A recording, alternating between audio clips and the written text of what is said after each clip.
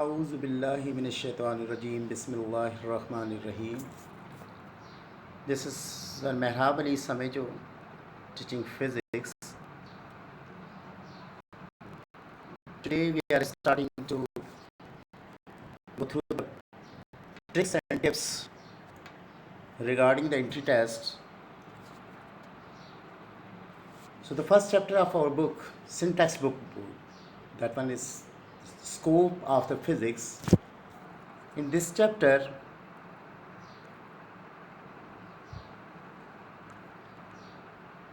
the lecture 1.1, in this lecture we will cover physical quantity, definition of the physics and the classification of the physics. जब हम physical quantity की बात करते हैं, आप देखिए अपने अराउंड जब देखते हैं बहुत सी चीज़ें आपको नज़र आती हैं तो फिज़िकली एग्जिस्ट कर रही होती हैं, जिनको मेजर भी कर सकते हैं. फॉर एग्ज़ाम्पल, अगर मैं आपसे कहूँ कि इस दीवार की लेंथ कितनी है, तो आप उसको इजीली मेजर कर सकते हैं with the help of the meter rod. इसका मतलब ये हुआ कि length can be measured. So length क्या है? एक फिज़िकल क्वांटिटी है. इसी तरह से अगर आपसे किसी रूम के हवाले से मैं अगर कहूँ कि इस रूम में टेम्परेचर इस वक्त कितना है, तो आप इजीली थर्मामीटर उठाएंगे और उसका टेम्परेचर मेजर कर लेंगे. आप कहते हैं मुझे sir 25 degree Celsius. I got the answer. इसका मतलब ये है कि टेम्परेचर को भी हम मेजर कर सकते हैं.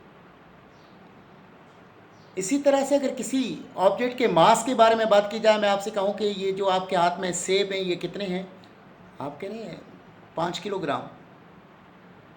तो उसका मतलब ये हुआ कि मास को भी मेजर किया जा सकता है. इन सारी बातों से एक बात निकली कि हर वो चीज़ जिसकी पैमाइश कर सकें उसको क्या कहते हैं? Physical quantity. So when we talk about the physical quantity, a quantity which can be measured and by which the various physical happenings can be explained and expressed in the form of the laws is called the physical quantity. Different measurements के वाले से हम different instruments use करते हैं.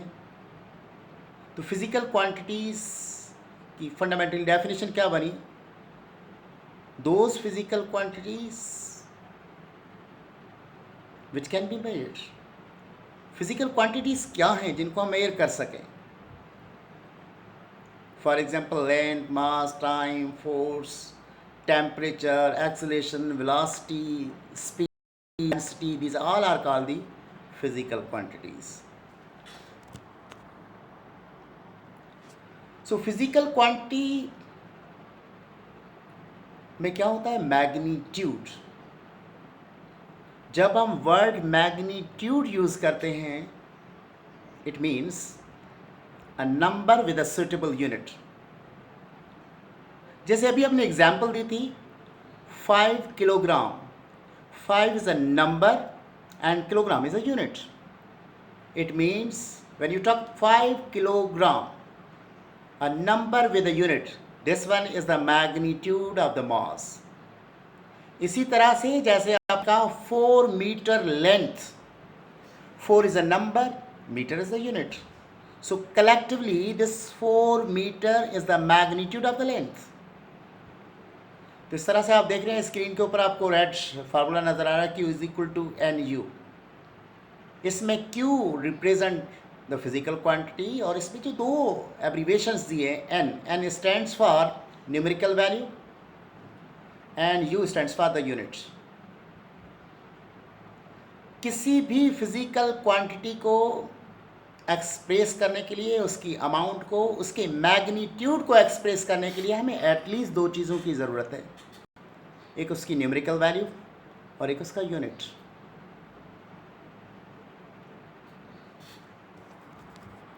Thus, while expressing the definite amount of a physical quantity, it's clear that as the unit changes, the magnitude will also change. but the products will remain same. इससे क्या मतलब हुआ? Product will remain same. What do you mean by this? Product will remain same.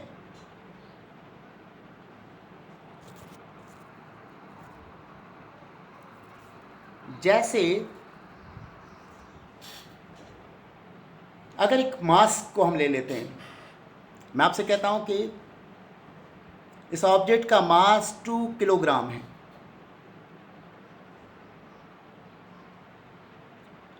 Kilogram is the unit of the mass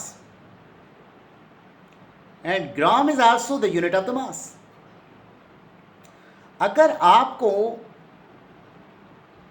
multiples की तरफ जाकर हम देखेंगे तो kilogram is a bigger unit while gram is a smaller unit. इसका मतलब product कैसे रहती है? अगर आप किलोग्राम को कन्वर्ट कर रहे हैं ग्राम में,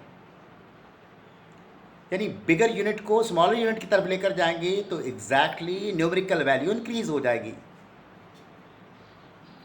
इससे क्या हो रहा था? अभी मैंने आपसे कहा कि अगर 2 किलोग्राम है, अगर ग्राम में जाएंगे तो 2000 किलोग्राम हो जाएगा. आपने देखा कि किलोग्राम एक बिगर यूनिट था, उसको हम किस में लेकर स्मॉलर यूनिट में यानी ग्राम्स में, तो जो न्यूमेरिकल वैल्यू पहले 1 थी वो इंक्रीज होकर 2 थी, वो इंक्रीज होकर क्या हो गया आपके पास 2000 ग्राम हो गई. That's what you may say, you may conclude from this example that numerical value of any physical quantity and its unit are inversely proportional to each other. The magnitude of physical quantity unit are inversely proportional to each other means that if the larger unit, smaller will be the magnitude, and if the smaller unit, then larger will be the magnitude. अब अगर हम philosophy, natural philosophy की तरफ आएँ, शुरू में इंसान की फितरत में अल्लाह रब्बे करीम ने उसकी फितरत में, नेचर में शामिल किया है कि वो तलाश में रहता है. ही थिंक अबाउट दैट. जब भी कोई चीज़ देखता है तो उसके जहन में सवालात पैदा होते हैं, like why sky is a blue, what's cloudy, what's so hot. यानी इंसान की एक फितरत में एक चीज़ है, ये एक फिलॉसफी रही है कि हर इंसान जो है वो एक्सप्लोर करना चाहता है नेचर को. तो वर्ड जब नेचुरल फिलॉसफी का वर्ड आ जाए, उसका मतलब ये होता है लव टू द विजडम. और इसी को हम क्या कहते हैं? साइंस कहते हैं. अभी जो हमने थोड़ी देर पहले फिजिकल क्वांटिटीज़ के बारे में पढ़ा था, यानी फिजिकल क्वांटिटीज़ के बारे में जो भी नॉलेज है उसको हम क्या कहते हैं? साइंस कहते हैं. अगर आप स्क्रीन पे देखेंगे, it's a knowledge which is acquired by the experience and the observations. या दूसरे वर्ड्स में आप ऐसे भी कह सकते हैं, it is a systematic sense of the knowledge about the universe and all the stuff of which the universe is made. Fundamentally अगर आप देखा जाए तो मैटर की बात कर रहे हैं, एग्जिस्टेंस की बात कर रहे हैं. इसको हम क्या कहते हैं? साइंस कहते हैं. शुरू में साइंस को 2 ब्रांचेस में तकसीम किया गया. एक फिजिकल साइंसेस, दूसरी थी biological sciences. The knowledge about all the non-living things was named as of physical sciences, while the knowledge about the living things was named as biological sciences.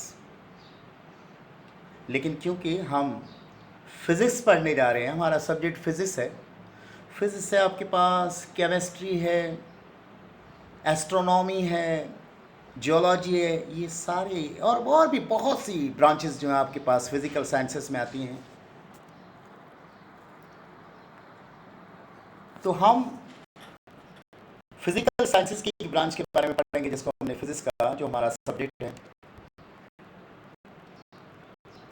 देखें, जिस तरह से कैलकुलेशन की साइंस को mathematics कहा जाता है, जिस तरह से केमिकल चेंजेस की साइंस को केमिस्ट्री कहा जाता है, इस तरह से अगर वन वर्ड में लिया जाए तो एनर्जी की साइंस को फिजिक्स कहते हैं।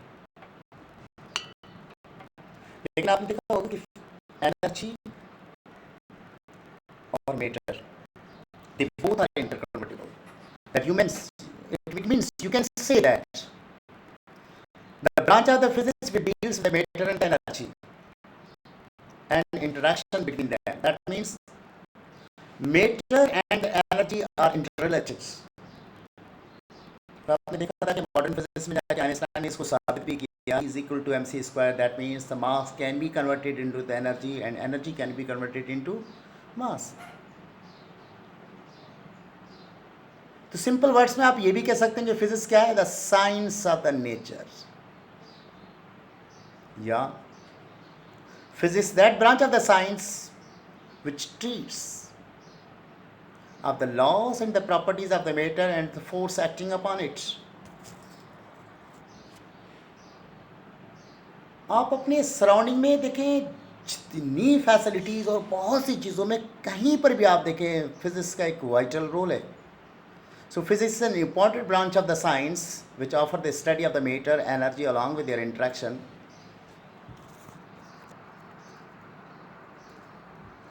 शुरू में जिस तरह से साइंस को दो ब्रांचेस में डिवाइड किया गया था, इस तरह से फिजिक्स को भी दो ब्रांचेस में डिवाइड किया गया। There were the two main branches. एक थी क्लासिकल और द ओल्ड फिजिक्स, जिसको हम प्री पीरियड फिजिक्स भी कहते हैं। दैट वाज 1890 तक का, 1890 तक जो फिजिक्स थी उसको हम क्या कहते हैं? क्लासिकल फिजिक्स कहते हैं। और ये फिजिक्स जो थी वो न्यूटन के लॉज पे डिपेंड करती थी, इसलिए इसको न्यूटनियन फिजिक्स भी कहा जाता है। It deals with those laws and the phenomena in which the bodies evolve और large in size and having a low speed. You already know that Newton laws were only applicable at the low speed objects. After that, after 1890, another branch was introduced, that was the modern physics. It deals with those laws and the phenomena in which the bodies evolve with a speed comparable with the speed of the light. जैसे कि atomic physics है, quantum mechanics है, nuclear physics है, plasma है, relativistic mechanics है। और आप ऐसे समझ लें कि एक इनकलाब आ चुका था, एक रेवोल्यूशन आ चुका था इस मॉडर्न फिजिक्स के बाद। और अब जो है फिजिक्स को मज़ीद, क्योंकि ज़ाहिर है फिजिक्स में बहुत ज़्यादा रिसर्च हुई है, there are the lot of the different branches in physics. तो मैंने कुछ ये नाम लिस्टेड किए हैं, आपके सामने स्क्रीन पे नज़र आ रहे हैं। वो अभी इससे भी ज़्यादा ब्रांचेस हैं, लेकिन कुछ ब्रांचेस जो हमारे लिए फर्स्ट रिकॉल से ज़रूरी हैं, उनकी हम डेफिनेशंस की तरफ जाएंगे इंशाल्लाह नेक्स्ट लेक्चर में। थैंक